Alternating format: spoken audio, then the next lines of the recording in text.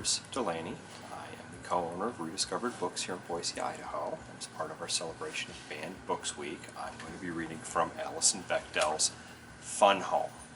This is a book that has been successfully made into a Broadway show, Broadway musical actually, that won a Tony Award. It also recently has been in the news as a number of students at Duke University challenged its being used in a college course because they found that reading it would totally offend their morals and values. We find a lot of banned books being challenged in grade schools or libraries or junior high schools, but it's very unusual when you get to the level of college to have someone challenging or banning a book in a course. This is Alison's autobiographical story of her relationship with her father, his suicide, and her coming to terms with not only her sexuality, but his sexuality. And the fact that one of the things that probably drove him to suicide was his being a closeted homosexual. I'm going to read you from a section, page 57, where she's starting to come to terms with things. My father's death was a queer business, queer in every sense of that multivalent word. It was strange, certainly, in its deviation from the normal course of things. It was suspicious, perhaps even counterfeit. It put my family in a bad position, it thwarted and ruined each of us in particular ways.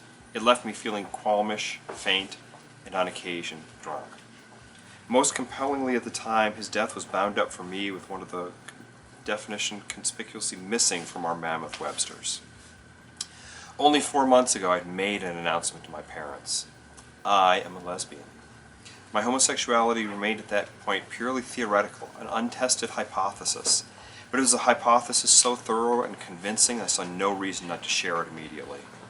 It was news that was not received as well as I had hoped. There was an exchange of difficult letters with my mother.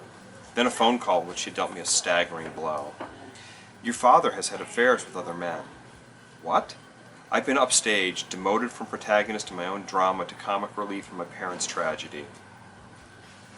I had imagined my confession as an emancipation from my parents, but instead I was pulled back into their orbit. And with my father's death following so hard on the heels of this doleful coming out party, I could not help but assume a cause and effect relationship. I had not felt compelled to share my little sexual discovery. Perhaps the semi would have passed without incident 4 months later. Yes, he really was struck by a Sunbeam bread truck.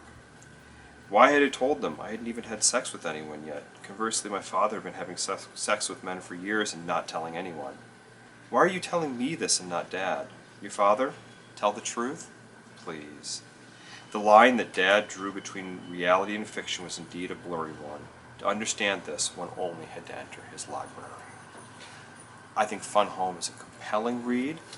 I don't know if the video will do justice to the art of Fun Home, but it is also fantastic. I think it's the type of thing that everyone should read and make their own opinion on this really gripping and telling story.